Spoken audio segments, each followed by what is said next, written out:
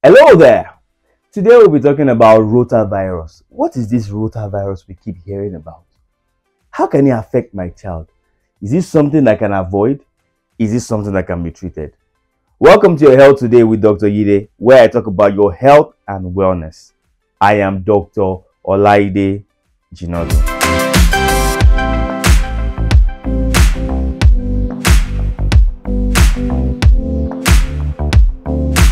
If you're not yet subscribed to this channel, I know you're missing out. Why don't you subscribe right now and hit that notification bell so you get notifications every time I post new videos. Now straight to the chase. Rotavirus is one of the commonest causes of diarrhea in children less than 5. This viral infection is self-limiting, meaning whether you treat it or not, it will run its course. The virus is usually transmitted orally. The reason why this virus is very dangerous is because it can cause dehydration. Now, children less than 5 don't have so much body fluid. So when they lose a lot of them, they are prone to death from severe dehydration. Why you mustn't treat this infection with kids' gloves. We'll talk about ways of preventing this as we proceed. I would like to state something here. Let's stop making a diagnosis of malaria for everything, because when I outline these signs and symptoms that we have with rotavirus infection, you see that they tend to mimic malaria. So not every infection that has to do with fever is malaria in your child. Seek professional help before you start treating for malaria. Now straight to the signs and symptoms.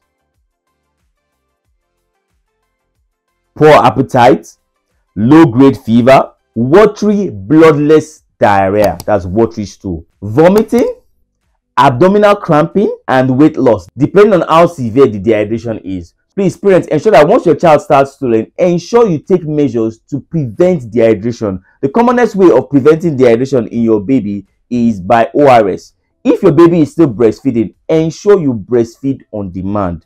You must avoid dehydration. Dehydration is the common cause of death in babies or children less than the age of 5. Well, what are the common signs of dehydration? Depending on if the child is severely dehydrated, has moderate dehydration or mild dehydration, or a more recent classification as no dehydration, some dehydration, and severe dehydration, you want to be very sure your child is making urine. You want to be sure of the color of the urine the child is making. If the child is less than 18 months, you want to check the anterior fontanelle. Is it really sunken in? If it's sunken in, that's a sign of dehydration. Are the baby's eyes sunken in? What's the skin toggle like? Is the child making tears when crying? Is the child easily irritable? These are telltale signs of dehydration, which you must take note and present to the nearest hospital as soon as possible to see your pediatrician. The treatment, I wouldn't encourage you to treat your child at home, so I will keep saying this over and over. Go see your pediatrician. Now to the prevention.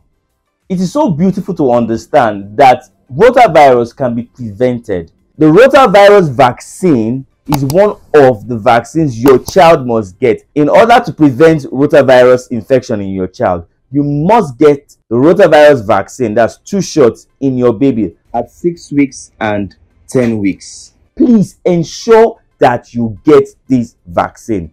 If it's not available in your local healthcare center, please ensure you source for it privately. Your child must get rotavirus vaccine. If you just love this video, I would have you like, post your comment, share, and subscribe to my YouTube channel. So we'll meet again, same place, same time next week. Don't forget, health is wealth.